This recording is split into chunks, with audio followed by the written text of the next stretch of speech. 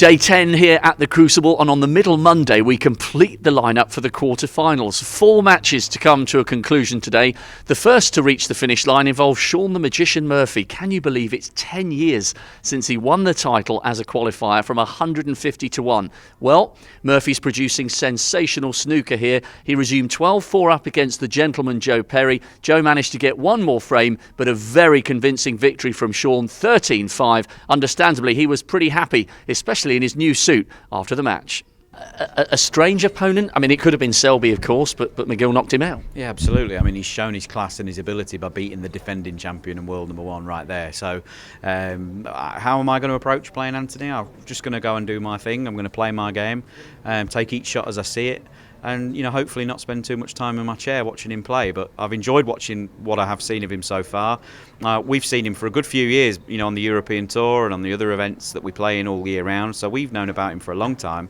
But it's great now that the public are getting to see him and seeing what a great talent we've seen for so long. How much does his run here remind you of what you did 10 years ago?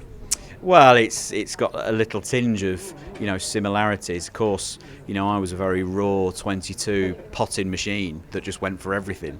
And he is a very well-rounded young player who knows how to play all aspects of snooker. He's a very good tactician. He's an astute break builder. He's a clever player. He's all the things I wasn't. So there's a slight similarity, but he is by far better than I was when I won the championship at 22.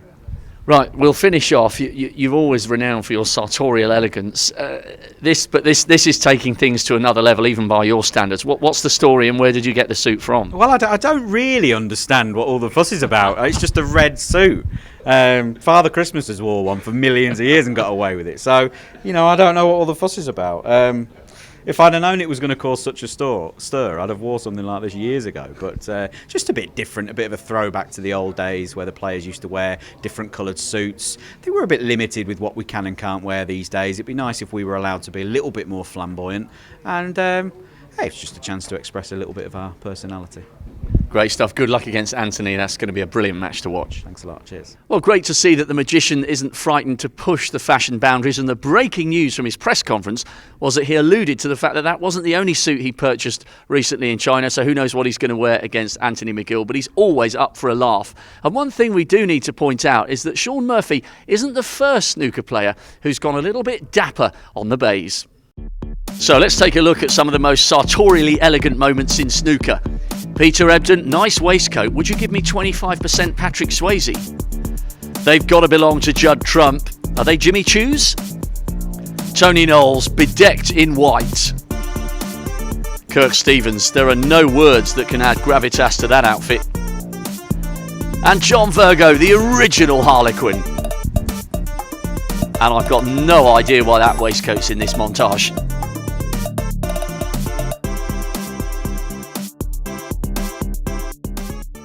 Well, you may have spotted the fancy footwear of Judd Trump, which has carried him to glory already this season, not once but twice, arriving here as the reigning Australian Open champion and on the back of that huge win over Ronnie O'Sullivan in Llandudno at the inaugural World Grand Prix. Well, Judd was the second player to book his place in the quarterfinals this afternoon, but his match wasn't done and dusted when he resumed at 1 o'clock. He was up against Marco Fu, who was trailing 10-6. Fu did stage a mini revival, but Trump was good value for his 13-8 win, even finishing with a flourish with a fabulous century. He was delighted when I caught up with him after the press conference. Yeah, it was a great atmosphere out there towards the end. It was sort of down to one table as Shawn had already finished, so I seemed to sort of raise my game when like, all eyes are on me, and I just like that bit of added pressure. It makes me play that little bit better. 10-6 was a solid lead, but it certainly wasn't match over at that stage, was it? Especially against a player of the experience of Marco. Yeah, it was a little bit in between. There was still quite a way for me to go. He could have easily got back into it. He didn't play bad stuff. I think the difference was my safety was probably a little bit better than his. He scored very heavy in the balls. He didn't miss a lot, so it was a good sort of warm up for the rest of the tournament. Well, what a brilliant quarter-final that's going to be between Judd Trump and Ding Junhui, one of the best for the neutrals to watch. Now, the observant among you will realise I've been joined by the 1979 world champion Terry Griffiths. Terry, thanks for joining us. We just thought this would be an opportune moment to get your thoughts on the psychology of players coming out for a concluding session when they've got a big deficit to claw back. How do you go about getting yourself ready and forcing yourself to believe against a world-class opponent that you can overturn a 5, 6 or 7 frame deficit and win a match? Well, I think first of all, you've got to face up to what the score actually is. There's no point in kidding yourself. You're a long way behind, but there's always a glimmer there, and I always went in with the philosophy of, well, okay, if this guy's going to beat, I'm going to make him work for it, even from this situation, you know. And also you must realise they've got very little to lose when they're behind a long way, so they're a bit more relaxed and can perhaps bring their form out. And of course, the guy that's in front is also thinking, well, hold on a minute, I'm a long way in front and I should be winning this. But if he starts coming back at me, I mean, this isn't a great place, I'm telling you, when players come back at you. No place is, but the Crucible is just different class when that happens. You just don't know what you're doing. You know, you get up off your chair and your legs don't work. When somebody comes back at you, it's really, really tough. We've had so many comebacks here over the years. But there's a few, I mean, and if somebody's 12-4 in front of me, I mean, you know, there's very little chance. But I still think, well, okay, I'm going to have a bash and let's see how it goes. But I think accepting defeat or thinking, well, I don't care anyway now because I'm so far behind, that'll hurt you when you go home. You've got to give your best all the time in this game. Otherwise, there's another season to come. There'll be another chance. Thanks ever so much, Terry. Before we turn our attention to the 2 matches to finish this evening, let's catch up with our latest victim, or is it volunteer, on the Betfred World Micro Snooker Championship.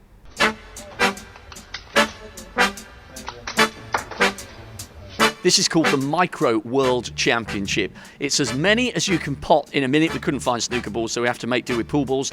Doesn't matter if the black goes in early on, not a problem. But the key with this is, if you go in off with the white, the break's over. So the latest instalment in the Betfred World Micro Snooker Championship is our 3rd referee, Marcel Eckhart, the youngster from Germany, overseed the German Masters final. What a match that was. He did a fantastic job. His debut year here at the Crucible. He hasn't really got a big target. Brendan Moore got 2 in a second. Jan Verhaas got 4. Marcel Eckhart, the pride of Germany. 3, 2, 1, you're live. Oh my God, he's done it again! Morning, Brendan. He's done it again! He's gone straight in off. Right, let's have a look. 1, 2. I think you might actually be behind Brendan because you potted 2, but it took you longer than Brendan by about a second. But at least you potted 2 balls. What is it with these referees? They just keep going in off. I don't know. It's just clueless and hopeless.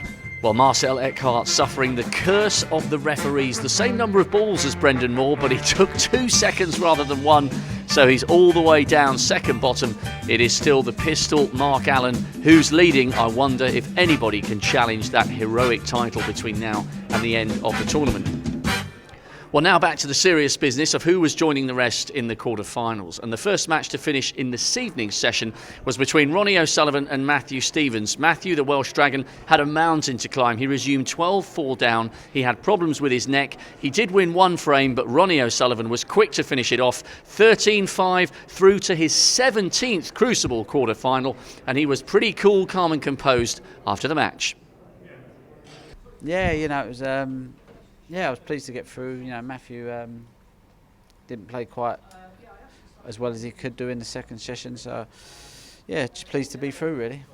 And there was some nice banter between you. Obviously, you were mentioning earlier on that he had a neck problem and you had some sympathy for him to suffer that on a big stage like that. Yeah, it was difficult for him. You know, I've had a bad neck before, you know, and you just can't even get down onto the shot. So yeah, it was difficult for me to really concentrate because knowing that in the back of your mind, but still had to do a job. And yeah, we were chatting, but if it was a bit closer, I don't think I'd be chatting as nice as we was then, you know, because obviously you want to be in that frame of mind where you're fully focused on, you know, winning your match.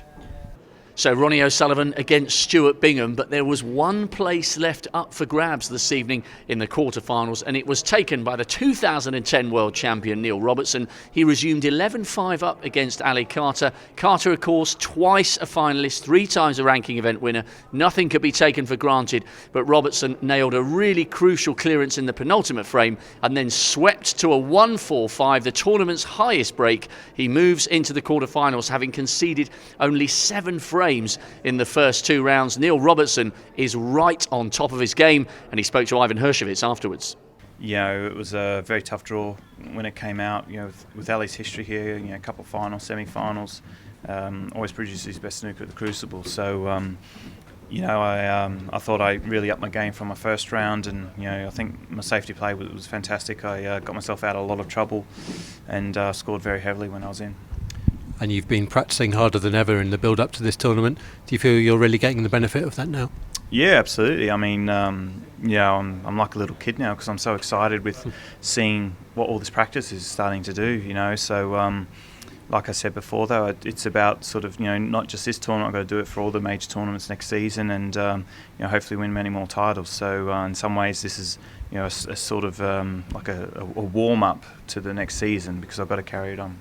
So we started a week ago on Saturday with 32 of the very best players in the world. Now just 8 remain. The 4 quarterfinals are brilliant stories, very different but fantastic matches in prospect. It all starts tomorrow, of course. We have Shawn Murphy up against the debutant Anthony McGill, who beat Mark Selby. We've got Ding Junhui against Judd Trump, a rerun of an incredible semi-final a few years ago. Barry Hawkins up against Neil Robertson after coming from behind to beat Mark Allen, and Stuart Bingham against Ronnie O'Sullivan, the battle of the Essex boys. So much drama still to unfold. Please join us tomorrow as the quarterfinals begin in earnest, but from Monday night, bye-bye.